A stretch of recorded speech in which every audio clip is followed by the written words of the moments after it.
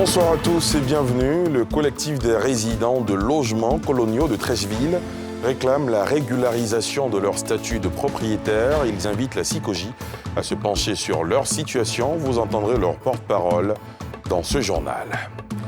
Plusieurs cités universitaires sont en cours de réhabilitation. Elles ont été visitées par le ministre de l'Enseignement supérieur. Après la première vague de cités livrées aux étudiants en février dernier, de nouvelles chambres universitaires pourraient être prêtes d'ici à décembre prochain. Et puis du nouveau dans le feuilleton FIFA-FIF, la Fédération internationale de football veut entendre des acteurs liés à cette élection en collaboration avec la Confédération africaine de football CAF. Ces rencontres se feront par visioconférence. Le collectif des résidents de logements coloniaux de Treichville réclame la régularisation de leur statut de propriétaire. Au cours d'une rencontre avec la presse ce mercredi, ils ont invité la CICOJ à se pencher sur leur situation. Nadia Eidja et Rikimon. Le contentieux entre la CICOJ, Société ivoirienne de construction et de gestion, et des locataires des logements coloniaux, un litige qui dure depuis plusieurs dizaines d'années. Selon les résidents des logements coloniaux au quartier Habitat de Treichville, ces maisons auraient dû leur être cédées après amortissement des coûts de financement, conformément à l'article 6 du décret de 1970 sur la question. Malgré le paiement régulier de titres fonciers, le changement de statut qui devrait faire d'eux des propriétaires tarde à sortir. Si nous payons l'impôt foncier, tu nous dis nous avons le statut de locataire simple. Mais quand on paye l'impôt parce que c'est mis identification du propriétaire, donc nous payons en tant que propriétaire. Donc continuons le processus parce que payer l'impôt foncier, ça fait partie du package pour accéder à la propriété. Ces derniers, qui redoutent un déguerpissement, donnent de la voix. À la fin de 1993, on devait tous avoir notre attestation de vente. Nous leur disons tout simplement d'appliquer le décret, comme on dit à la fin de chaque exercice, qu'on nous donne la possibilité d'accéder à la propriété. Selon le porte-parole du collectif des résidents de logements sociaux, ce sont environ 1250 logements concernés dans 5 quartiers d'Abidjan. Plusieurs cités universitaires sont en cours de réhabilitation. Elles ont été visitées hier par le ministre de l'Enseignement supérieur. Après la première vague livrée aux étudiants en février dernier, de nouvelles chambres universitaires pourraient être prêtes d'ici à décembre prochain, selon Adama Diawara, qui a constaté l'évolution des chantiers. C'était en présence de Pierre Dipomelin et Eric Kimon. La première vague de réhabilitation des cités universitaires en concernait uniquement les cités de Cocody, entre autres, le campus 2000, 2001, Mermoz 1 et 2. 5000 lits fonctionnels ont pu être livrés aux étudiants. Une deuxième vague de cités universitaires en cours de réhabilitation offrira 6000 lits supplémentaires, portant la capacité d'accueil des cités universitaires d'Abidjan à 11 000 lits.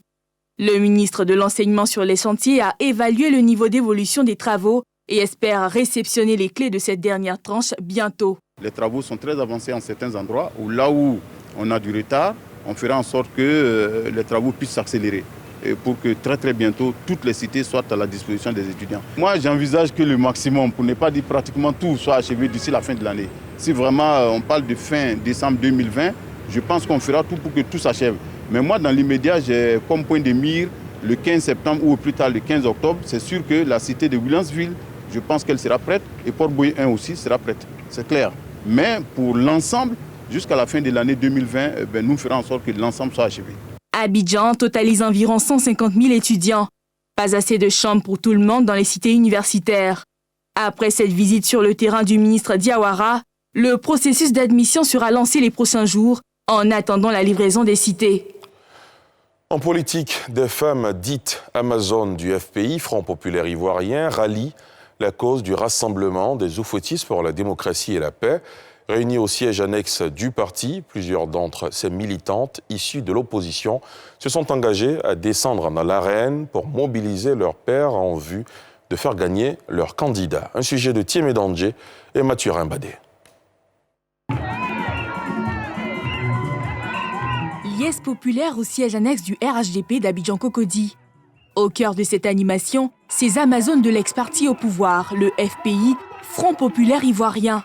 La raison, leur adhésion à la candidature du président sortant, Alassane Ouattara, une caution qu'elle s'engage à exprimer sur le terrain, a l'effet de voir continuer de briller sur le pays le soleil de la stabilité et du développement. Monsieur Alassane Ouattara, à la tête de la Côte d'Ivoire, c'est la permanence de la clarté, du soleil de paix et du développement. Ces militants de l'opposition sont formels. Le produit de campagne Alassane Ouattara est d'un commerce aisé, eu égard à ses œuvres de bâtisseur et actions posées pour la cohésion nationale.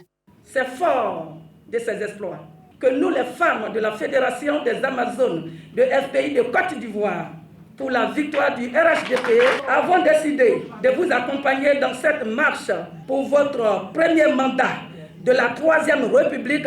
La mobilisation des Amazones du FPI pour la victoire du candidat du RHDP au premier tour réjouit la direction de la coalition au pouvoir chargée des femmes. Les femmes du FPI sont en train de donner une leçon aux hommes de Côte d'Ivoire. Pour dire, certes, on peut appartenir à un parti politique. Certes, on peut être avec un frère. Mais ce qui doit primer, c'est l'intérêt général. Ce qui doit primer, c'est la Côte d'Ivoire. Après cette mobilisation réussie, les Amazones vont investir le terrain. Ce sera l'occasion du corps à corps pour allier leurs camarades de l'opposition pour accorder leur voix au candidat du RHDP, Alassane Ouattara. Et ce nouveau-né dans l'écosystème politique ivoirien, il s'agit du Mouvement pour la République, une formation politique qui entend promouvoir les valeurs républicaines selon ses concepteurs qui l'ont présenté aujourd'hui à Abidjan. Salif Yalekwe, Arona Zeba. Un nouveau-né dans la sphère politique ivoirienne, le Mouvement pour la République MPR. Il a été présenté ce mercredi par les initiateurs. Selon son président, Drigoné Faya, ancien leader de la Fédération estudiantine et scolaire de Côte d'Ivoire, FESI, le MPR qui rassemble des partis politiques, des associations de la société civile, des acteurs du monde des arts et de la culture, entend promouvoir les valeurs républicaines. L'unité nationale. Notre pays ne doit point être fragilisé par les divisions communautaires ou religieuses. La cohésion et l'intégrité du territoire. Nous nous opposons à toute partition régionaliste et tout projet sécessionniste. 3. La fraternité entre les Ivoiriens. Ce préalable-là, qui s'appuie sur l'unité de la nation, est précieux pour nous. Et donc, dans la hiérarchie des combats, c'est le premier combat que tout républicain doit mener. Pour ces acteurs de la scène politique, il est impérieux de préserver un climat de paix à l'approche de la prochaine présidentielle de 2020, pour laquelle 44 candidats ont été enregistrés à la commission électorale indépendante. Je vous l'annonçais en titre du nouveau dans le feuilleton FIFA-FIF. La Fédération internationale de football veut entendre des acteurs liés à cette élection en collaboration avec la Confédération africaine de football CAF. Ces rencontres se feront par visioconférence, comme nous le montre Salif Yalekwe. La passe d'armes par courrier entre la Fédération internationale de football FIFA et la Fédération ivoirienne de football continue au sujet de l'élection du nouveau locataire de la Maison de Verre. Dans une nouvelle correspondance adressée mardi au directeur exécutif de la FIF, Sam Etiassé, par ailleurs secrétaire général de la commission électorale, l'institution footballistique internationale informe qu'une commission mixte FIFA-CAF va entendre dans les prochains jours individuellement des acteurs impliqués dans ce processus à nombreux rebondissements. La FIFA et la CAF ont décidé d'instituer une commission FIFA-CAF chargée d'entendre les personnes suivantes individuellement. Le président de la commission électorale, M. René Djedjmel-Dibi, le vice-président de la commission électorale, M. Ernest Kwasi Konan, les autres membres de la commission électorale, M. Mamadou Soumaoro, M. Lucien Boguinard, M. Antoine Niamia, M. Irieto, M. Fulgence Aoban-Bessé et M. Alexandre Kwadio. Le président de la FIF, M. Augustin Sidi Diallo, les autres membres du comité d'urgence, le secrétaire général de la FIF, M. Jean-Baptiste Sam Etiassé. La candidature de l'ex-capitaine des Pachydermes Didier Drogba à la présidence de la Fédération ivoirienne de football a été rejetée par la commission électorale, mise en place après des désaccords avec celle présidée par l'ancien ministre des Sports René Dibi, de même que celle de Paul Kwaku, responsable d'un centre de formation. L'ancien vice-président Idriss Diallo et le président de la Ligue professionnelle ont quant à eux vu leur candidature retenue par la dite commission. La FIFA avait alors demandé à la suite de ce verdict l'arrêt de ce processus électoral exigeant des pièces à la FIF. Par ailleurs, la FIF, dans une correspondance à la FIFA, mardi également, a réclamé les fonds Covid qu'elle devrait recevoir. Les clubs affiliés à la Fédération ivoirienne de football, ayant appris par divers canaux que ces fonds Covid-19 ont été payés à toutes les associations membres, ils urgent que la FIFA nous donne des explications afin d'en informer nos membres actifs. Je vous rappelle à toute fin utile que depuis janvier 2020 et jusqu'à ce jour, la FIFA reste nous devoir la somme d'1 500 000 $ US au titre des coûts opérationnels du programme FIFA Forward 2019-2020. Intéressons-nous maintenant au marché de poissons du port de pêche de Treichville, incontournable dans l'industrie halieutique en Côte d'Ivoire. C'est là que s'approvisionne la majorité des 10 communes de la ville d'Abidjan et même de l'intérieur du pays. Pourtant, si la clientèle reconnaît la qualité des produits et l'accessibilité des prix, le visage de ce marché n'est pas reluisant. Commerçants et clients appellent donc à une modernisation des infrastructures pour un travail dans des conditions saines. Un sujet signé Nadia Edja. Marché de poissons au port de pêche de Treichville, cœur de l'activité commerciale halieutique. Ce matin, comme à l'accoutumée, l'endroit grouille de monde. Sur les étals des vendeurs, des poissons et fruits de mer de toutes sortes. Il y a du mérou, il y a les capouilles, c'est son temps d'ailleurs, et puis il y a le soso, un peu de sol. Dans les crustacés, nous vendons les gambas, et les crevettes et les écrevisses, voilà, qui sont à notre disposition. Voilà, pour les crustacés et les langoustes aussi, en fait. Ceux qui ont les commandes peuvent vendre au moins les 100 kilos. Hein. Un choix varié qui attire ici les professionnels de cuisine, les commerçants détaillants, mais aussi les particuliers. Je prends peut-être 50 kilos, aujourd'hui j'ai pris 45. Quand les gens font les filets, les têtes qui restent là, nous vendons, ça va prendre au marché. Je viens une fois dans le mois, généralement aux alentours de la fin du mois, pour faire mon stock pour tout le mois et puis attendre l'autre fin du mois encore pour en prendre. D'abord le poisson il est frais. Le prix il est bon, en tout cas il me fait, j'essaie de comparer un peu les prix au marché, au niveau du supermarché. Le rapport qualité-prix justifie l'intérêt de ce marché pour le consommateur, mais la question de la salubrité préoccupe. Il y a un peu trop d'eau qui coule, c'est pas propre en fait, c'est pas propre.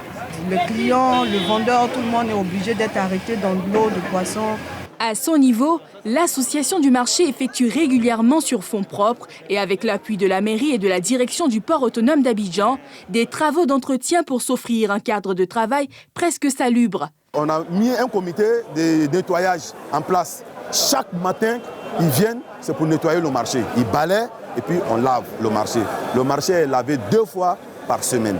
Nous-mêmes, avec nos petits moyens, on a acheté des catchers pour pouvoir laver le marché. Les commerçants sollicitent toutefois le soutien des autorités compétentes pour la modernisation de leur espace de travail qui leur permettrait d'exercer dans des conditions plus saines. On veut sortir de l'informel, aller vers le formel. Nous, on veut vraiment une belle vue de notre marché pour que vraiment, en Afrique de l'Ouest ici, on soit compté parmi vraiment les marchés vraiment bien. La redynamisation du marché de poissons, une option sans nul doute bénéfique pour l'économie selon les acteurs du secteur. En effet, outre les commerçants de poissons, ce marché fait vivre divers autres acteurs, notamment les vendeurs de glace, de papier d'emballage de poissons, les découpeurs et nettoyeurs, les démarcheurs, mais aussi les restauratrices. On en vient à cette offre de serviettes de bain à usage unique, alliant hygiène et respectant l'écologie, puisque biodégradables. Un plus pour l'hygiène personnelle en cette période de Covid-19. On les appelle Serjet Bio. Le lancement vient d'avoir lieu à Abidjan. Yeli Traoré, Mathurin Badé. Proposé aux clients et touristes séjournant dans les hôtels et fréquentant les restaurants et autres lieux de divertissement, des serviettes à usage unique et biodégradables, telle est l'idée de Serjet Bio, le responsable de la société derrière cette innovation qui pourrait sérieusement aider dans l'observation des mesures d'hygiène en cette période de Covid-19, nous explique le cheminement ayant abouti au lancement du Serjet Bio. Nous sommes tous des clients des hôtels, nous sommes tous des utilisateurs d'hôtels. Et il y a des hôtels qui ont des taux de fréquentation de 300 clients jour. Vous imaginez si les gens doivent entretenir les serviettes. Alors donc on s'est dit, mais pourquoi ne pas passer à une serviette qu'on pourrait utiliser seule. Et donc l'idée de la serviette à usage unique est venue de là. Le ministre du Tourisme et des Loisirs, qui a porté ce projet en raison entre autres de son impact écologique, marque sa satisfaction. Vous êtes sans ignorer aujourd'hui que le tourisme domestique ne peut marcher que si nous tous, autant que nous sommes, si nous pouvons nous déplacer dans toutes les villes de Côte d'Ivoire en nous sentant dans des draps confortables, dans des draps respectant l'hygiène et des serviettes qui sont hygiéniques. Avec cette innovation de taille, les initiateurs qui sont des Ivoiriens et qui aujourd'hui démontrent que la jeunesse ivoirienne a cette capacité de réinventer son futur. Des échantillons de Serge Bio ont été distribués à quelques hôtels de la place afin d'effectuer des tests du produit que le ministère du Tourisme et des Loisirs s'approprie dans le cadre de Sublime Côte d'Ivoire pour penser le tourisme post-Covid-19. À l'étranger, le camp de migrants installé devant le parvis de l'hôtel de ville de Paris et accueillant des familles de demandeurs d'asile a été évacué par la police. Ces migrants sont essentiellement des Afghans et des ressortissants africains, notamment l'adjoint au maire de Paris en charge de logement a interpellé le gouvernement pour trouver des solutions d'hébergement plus pérennes pour ces populations. Yéli Traoré. Près de 218 migrants, des familles et des femmes isolées, essentiellement originaires de Somalie, d'Afghanistan et d'Afrique de l'Ouest, ont décidé de former un campement en plein cœur de la capitale française, dans la nuit de lundi à mardi, dans l'espoir d'attirer l'attention des décideurs politiques, dans le but d'obtenir un toit décent, après n'avoir connu que la rue depuis leur arrivée en France, pour certains, en pleine crise sanitaire. Ça fait des semaines que la ville de Paris demande une opération conjointe de mise à l'abri avec les services de l'État. Je regrette évidemment qu'on en vienne là. Et je constate avec beaucoup de colère qu'aujourd'hui la préfecture de police envisage une opération d'évacuation sèche sans solution d'hébergement à l'appui. La situation de ces familles est d'autant plus précaire que c'est la période de rentrée scolaire et que certains des enfants sont en âge d'aller à l'école. Je pense au contraire que la solution, l'issue, c'est de trouver des propositions d'hébergement. On doit quand même être capable, dans une ville comme la nôtre, dans un pays comme le nôtre, de trouver des solutions pour 200 personnes qui actuellement sont dehors, qui par ailleurs sont pour beaucoup demandeuses d'asile, pas déboutées d'ailleurs, demandeuses d'asile, ont une demande d'asile active et donc doivent être hébergées dignement. L'association de défense des exilés, Utopia 56, à l'initiative de ce campement, espère une refonte du premier accueil et affirme alerter les autorités depuis plus d'un mois, sans réponse concernant la situation de ces 107 familles et femmes qui vivaient pour l'immense majorité dans des campements informels à la lisière de Paris et de la Seine-Saint-Denis. On termine ce journal avec le rappeur sénégalo-américain Akon qui a présenté à Dakar son projet de ville futuriste et durable appelé Akon City, dont il vient de poser la première pierre à Mbodiène, située à une centaine de kilomètres de la capitale sénégalaise. Akon a affirmé qu'un tiers du financement, soit 6 milliards de dollars, un peu plus de 3 000 milliards de francs CFA, a été levé auprès de différents investisseurs. On retrouve Yéli Traoré. Les contours de la ville, durable pensée par l'artiste et entrepreneur Akon, commencent à se dessiner au Sénégal, son pays d'origine. Une ville qui sera éco-responsable avec son propre modèle économique basé sur sa crypto-monnaie nommée Les Coins. L'artiste évoque les motivations derrière ce projet pharaonique. Une de mes plus grandes motivations, c'est que quand je suis aux États-Unis, je rencontre beaucoup d'Afro-Américains qui ne comprennent pas vraiment leur culture. J'ai donc voulu construire une ville ou un projet comme celui-ci pour leur donner la motivation de venir voir d'où ils viennent. Plus largement, l'artiste souhaite voir le reste de la diaspora africaine s'approprier son projet de nouvelle ville. Quand vous arrivez d'Amérique, d'Europe ou de n'importe où dans la diaspora, et que vous avez envie de visiter l'Afrique, nous voulons que le Sénégal soit votre première étape. Le lancement officiel d'Econ City a eu lieu en présence de plusieurs personnalités, dont Alioune Sarr, ministre sénégalais du Tourisme et des Transports aériens, qui a salué et encouragé le promoteur. Nous ne devons pas donner vérité aux Cassandres, aux oiseaux de mauvais augure, qui voient toujours de nouveaux projets comme des chimères. À Econ, nous avons pris l'engagement avec vous, avec vos partenaires, avec le chef d'État, le président Macky Sall, pour que ce projet soit réalisé dans les délais indiqués. C'est comme ça que nous montrons, nous en Afrique, que pendant que la Covid-19 fait douter tous les pays du monde sur la confiance qu'ils ont dans leur économie, pendant ce temps, un Sénégalais, un investisseur qui pouvait rester aux États-Unis toute sa vie, décide de venir investir dans son pays. Outre les infrastructures prévues au sein de la nouvelle cité, qui seront livrées en 2023, Alioune Badara Thiam, Econ y prévoit également des parcs, des universités, un complexe sportif et un stade qui seront construits d'ici à 2029. Et c'est ici que s'arrête ce journal préparé par l'ensemble de la rédaction, réalisé par François Ossoou. Merci de l'avoir suivi. Demain, 19h50, vous avez rendez-vous avec Mélina Makissi. Moi, je vous donne rendez-vous dimanche à 20h05 dans NCI 360.